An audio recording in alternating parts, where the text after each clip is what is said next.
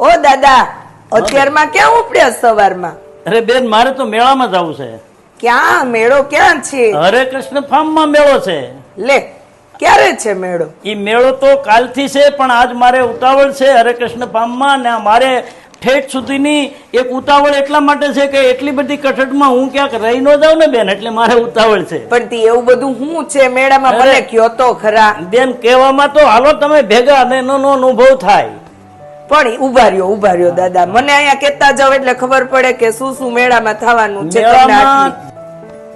મેળામાં ઝેર મુક્ત ભારત થાય એવા પ્રયાસો અને એવો અનુભવ સિદ્ધ કરાવવા માટે મોટા મોટા તજજ્ઞો આવી રહ્યા છે.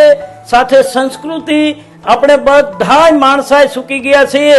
પેલા તો ગાય ગામડું એનું ગૌરવ ચૂકી ગયા છીએ, અને સાથોસાથ કહીએ તો સંસ્કૃતિ પણ ચૂકી ગયા છીએ. તો પધારો મેળામાં, 4 દિવસના મેળામાં બેન. તમને પણ બેનોને પણ ખાસ સમજવાનું છે કે ગાય દોતા નથી આવડતી, સંસ્કૃતિને લાજ કાઢતા નથી આવડતી. હવે લાજ રાખે ને એવી પણ વાતો એમાં થવાની છે બેન. આ મેળો છે, છોકરાઓને લઈને અવાય એવું છે. બધાને, વૃદ્ધ વડીલ, નાના નાના ભૂલકાને બધાને આનંદ થાય એવો મેળો. તો હાલો, અમે આવ્યા જ સાંજે જ. એ ખાણીપીણી અને વળી આમાં જો એ ઓર્ગેનિક ખાણીપીણી કેમ બનાવવી એનો પ્રયાસ, ખાણીપીણી વેચાતી અને ખાણીપીણી કોની હોવી જોઈએ ઓર્ગેનિક ની ચાલશે એવો મેળો છે. અરે વાહ, ચાલો. હાલો.